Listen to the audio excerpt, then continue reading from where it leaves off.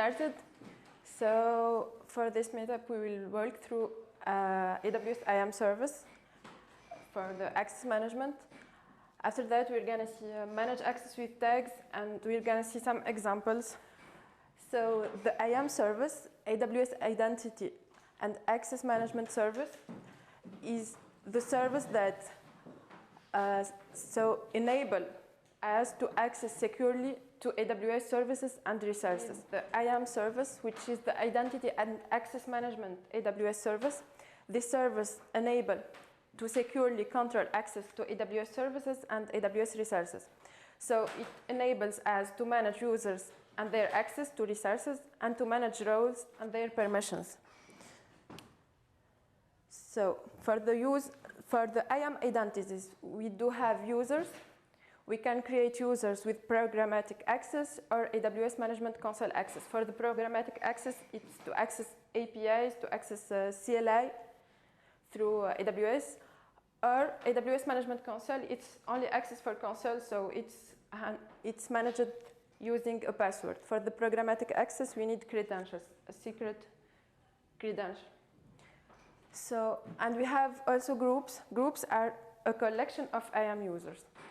So, multiple users that do have the same access or that do need the same access to the console and to AWS resources. And we do have as well roles. Roles are like a collection of permissions, a collection of policies that do define what we can access and what we cannot access on the console. And we can assign as well roles to services. So for example, for EC2 service, we can assign a role to an EC2 instance so that we can give the instance or grant the EC2 service access to another service, for example. So the permissions are defined in policies. This is the structure of policy. So we do have, the policy is a collection of statements. For every single statement, we do have effect. It's allow or deny. So it defines if we're gonna grant allow access or we're gonna deny the access to a resource. The action is the service. For example, here it's list all my buckets on S3, list S3 buckets, or it can be EC2 service or any AWS service. So here we are allowing this action on this resource. For the resource, we specify which AWS resource, the area. I don't know if we are comfortable with this. Okay, so as I was saying, the policy defines the permissions to the services or to the resources on AWS. So this is the structure. It's a JSON document. So we specify we specify effect, action, and resource. Effect is going to be allow or deny. Are we going to allow this action or to deny this action? And here we specify the resource. So we are allowing this action on this here. I'm allowing to list the S3 object, the S3 buckets. So okay, so recently, it's not recently, since 2 years, AWS enabled adding tags to the IAM principles. IAM principles are either roles or users. We can tag on IAM either roles or users. We cannot tag groups, for example, or policies. So this feature, it enables us to add key value pairs to resources. So we can see here the example of cost center and its value, and the email ID and its value. These are tags for a user. As I said, the tags do enable us to define, for the B, it's based attributes. The attributes, so we're gonna enable or define our authorization to the AWS resources using tags, using attributes. So what does that mean? So when using tags, like we can tag the role with, for example, a project. We're gonna tag the user here with a key that is project and the value that is project1. We can enable access to resources by tagging the resources with the same tag, project, user, project1. So I'm gonna show you how to do that. So for the normal policies, when we want to add an access or a permission on a resource, we need to add it like I mentioned here. If I create, for example, here I specified a bucket, S3 bucket. If I'm gonna create a second S3 bucket, I need to specify it manually. I need to modify the policy and specify the second iron that I just created. If I create a third one, I need to specify it. This is the normal authorization to AWS, but with irons to the resources manually, we don't have to modify the policy whenever we are creating a new resource. So using tags, these policies are more flexible. So we don't have to modify the policy by adding new resources.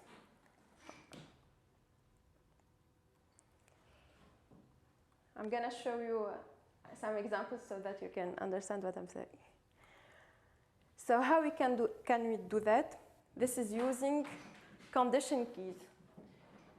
So for the policies, when using tags, we can use these condition keys.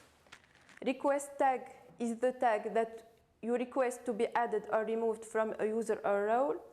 AWS tag keys are the possible tags that you can use before executing a request. Principal tag are the tags that you are using for a user or a role on IAM. And resource tag is the tag that is on the resource. So, for example, an EC2 instance. If you tag it with owner team1, owner team1 is the resource tag for EC2. So this is an example. So for this policy, as I said, for the condition part, this is the key condition, request tag. And this is, the effect is allow, the resource is snapshots. The action is create snapshot, but we do have a condition.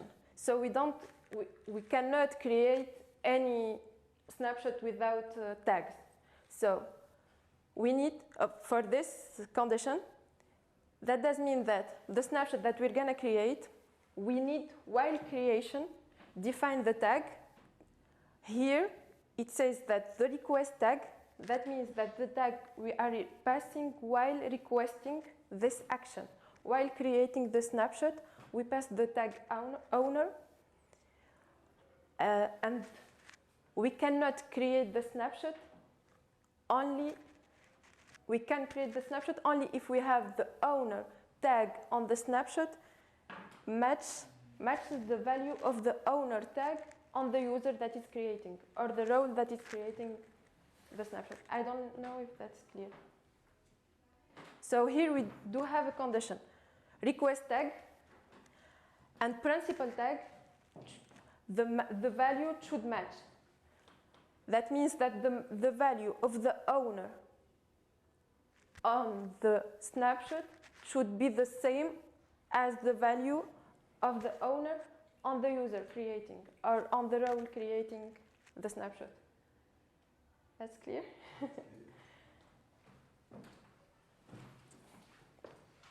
So here, for example, okay, so this is a request tag. This is a tag that we pass while requesting an action. Here, it's different. It's a resource tag. So for example, I have an EC2 instance that is tagged with the project value project1, for example. A user can stop or start this instance tagged with project is project1. It can stop it or start it only if the user or the the role is tagged with the same value. It should have, the user should have a tag project, project1, and the instance should have the same tag, project is project1. If this is not the case, for example, the EC2 instance is tagged with project, project2, and the user is tagged with project, project1, the user will have permission denied error. So this is the benefit. As I was saying, it's flexible. I don't have to modify each time I'm creating a new resource. I don't have to modify the policy. For example, if I'm going to create a new instance and tag it with project is project1, I will have access to start and stop. I don't have to add here resource and I add manually the RN of the new resource. This is the benefit of tagging. You don't have to modify every time you are creating a new resource. You don't have to modify the policies. There are generic policies, flexible policies. And this is an example with RDS. I allow the reboot, start, and stop DB actions only if the user or the role is tagged with owner team1, and the instance that I want to stop or start or reboot has the tag project, project1. So if a user is tagged with team1, it will not be able to start an instance tagged with project2. It should be project1.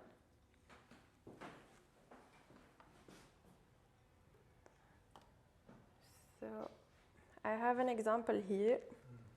So the user is test1. We can see here the tags here. We can see project test1. And for the policy attached to the user, here you can see the policies, the permissions. I have policy test1. This is the JSON document. So here, for example, for the start instance and stop instance, I added a condition. I added two conditions. The region, requested region, should be either Central 1, West 1, or East 1. So test1 user cannot create cannot have these permissions of stop and start in a North Virginia region, for example, because I specified the condition. That should be one of these values. And for the tags, I specified that the resource tag should be the value of the project tag on the resource, which is EC2, should be the same as the project tag on the user. So as we saw,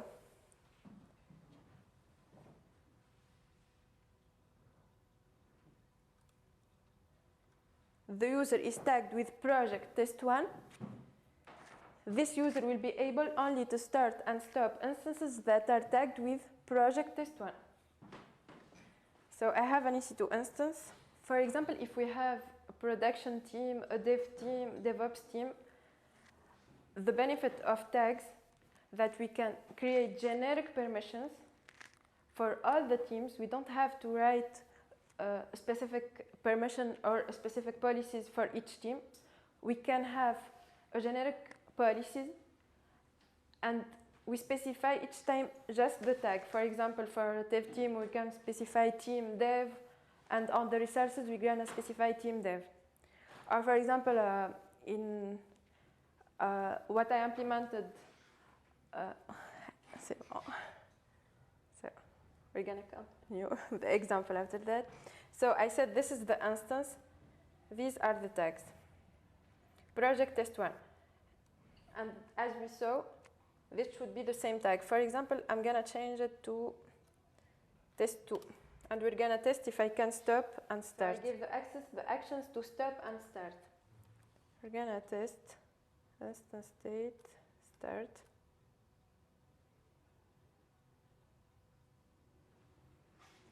So I got permission denied because the project is test2, not test1. And as we said, this should be the same value for the project.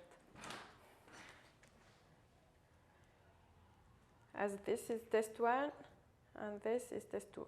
So if I'm going to modify this, So this is starting as we use the same tag. So as I said,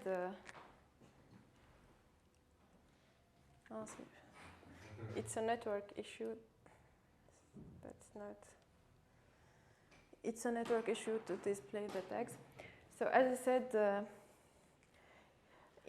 we have multiple DevOps teams. So we create generic policies, the same policies. And what we handle is only the tags.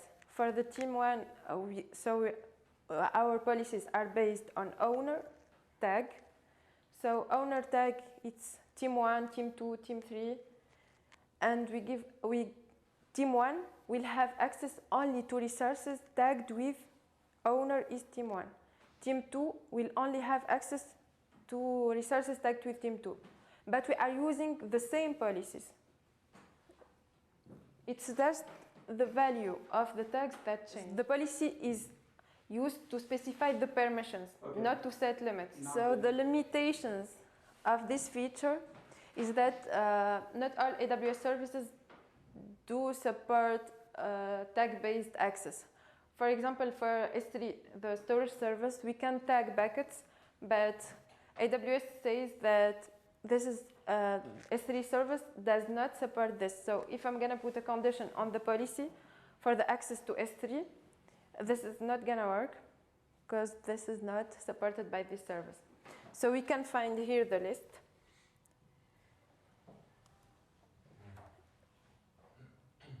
So for example, for the compute services, EC2, yes, authorization based on tags.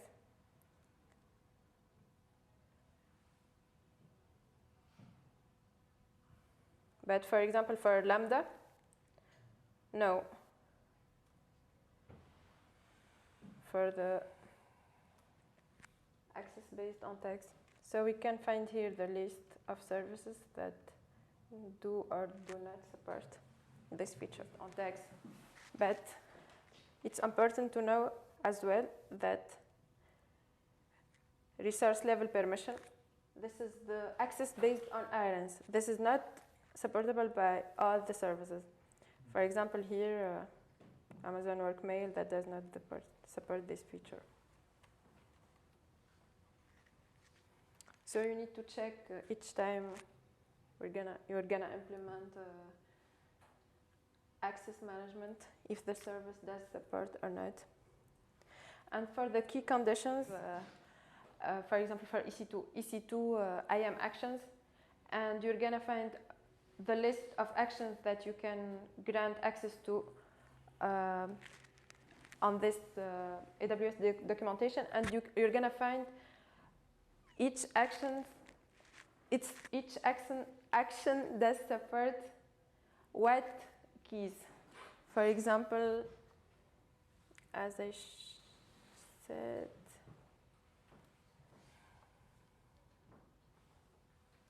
here. You can see for each action, for example, describe EC2, the AWS documentations mention if you can use this tag, or this one.